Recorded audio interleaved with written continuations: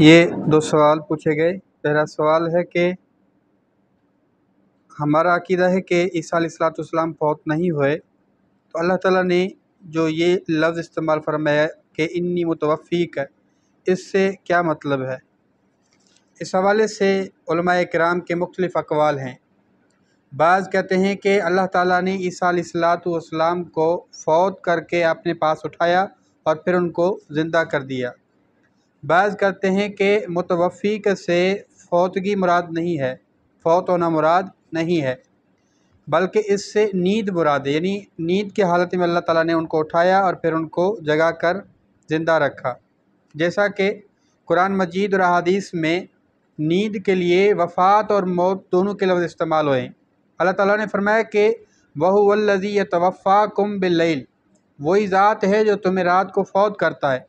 اب اس فوت سے مراد فوت کرنا نہیں ہے، موت نہیں ہے، بلکہ نیند مراد ہے۔ اسی طرح نبی علیہ السلام جب سوتے تو سوتے وقت یہ دعا پڑھتے بسمک اموت واحیا، کہ اللہ تیرے نام سے میں فوت ہو رہا ہوں، تیرے نام سے زندہ ہوں گا۔ جب نیند سے اٹھتے تو یہ دعا پڑھتے کہ الحمدللہ الذی احیانا بعد ما ماتنا، تمام تعریفات اس ذات کے لیے جس نے مرنے کے بعد دوبارہ زندہ کیا۔ تو نبی علیہ السلام نے سونے کو بھی موت کہا ہے۔ تو بعض کہتے ہیں کہ اس سے موت جو ہے مراد نہیں ہے، بلکہ اس سے مراد نیند ہے، لیکن اکثر علماء کرام یہ کہتے ہیں کہ اس سے مراد نہ موت ہے نہ نیند ہے، بلکہ اس سے مراد ہے کہ پورے کے پورے اس کو اٹھا لینا اپنے پاس آسمان کی طرف، کیونکہ موت کا مطلب یہ ہے کہ کسی کو پورا اپنے طرف اٹھا لینا۔ اب جو بندہ فوت ہوتا ہے تو اس کو پورا اٹھا لیا جاتا ہے، اس لیے اس کے لیے موت کا لفظ استعمال کیا جاتا ہے۔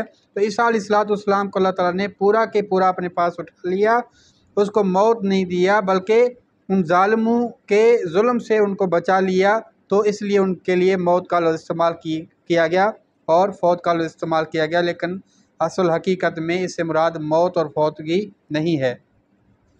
یعنی علماء کرام کے مختلف اقوال ہیں، لیکن راجح بات یہ ہے کہ وہ فوت نہیں ہوئے، ان کو موت نہیں آئی، بلکہ وہ حیات ہیں۔ دوسرا سوال یہ ہے کہ مرد کو 4 شادیوں کی اجازت ہے، عورتوں کو 4 شادیوں کی اجازت نہیں، کیوں؟ وجہ یہ ہے کہ اس کی کئی وجوہات ہیں، لیکن میں مختصر آپ کو بتا دوں۔ پہلی وجہ یہ ہے کہ اللہ تعالیٰ نے مرد کی فطرت میں یہ رکھی ہے کہ وہ 4 عورتوں کو سنبھال سکتا ہے ایک ہی وقت میں۔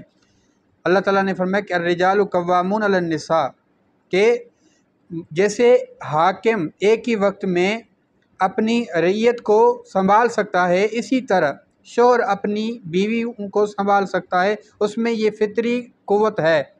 لیکن عورت میں یہ فطری قوت نہیں، وہ ایک ہی شوہر کو بڑے مشکل سے سنبھالتی ہوتی ہے، اس سے شکایتیں، لڑائیاں، باتیں، کبھی طلاق تک پہنچ جاتی ہیں۔ تو ایک ہی شوہر کو جو نہیں سنبھال سکتی، وہ اتنے شوہروں کو کیسے سنبھالے گی؟ پہلی بات یہ۔ دوسری بات یہ ہے کہ نسب کی بگاڑ کی وجہ سے اسلام نے یہ منع فرمایا۔ اگر ایک ہی عورت 4 شوہر سے شادی کر لیتی تو 4 ہی اس سے مباشرت کرتے، تو اب جو بچہ ہوتا وہ کس کا کہلاتا؟ تو اسلام نے یہ جو ہے نسب کی بگاڑ کو ختم کرنے کی وجہ سے منع فرمایا۔ باقی اس کی کئی وجوہات ہیں، اور اس کے مزید وجوہات اللہ تعالیٰ کو معلوم ہے، لیکن ایک مومن مسلمان کو جو اللہ تعالیٰ نے حکم دیا ہے اس پر ایمان لانا چاہیے اور اس پر ایسے ہی عمل کرنا چاہیے۔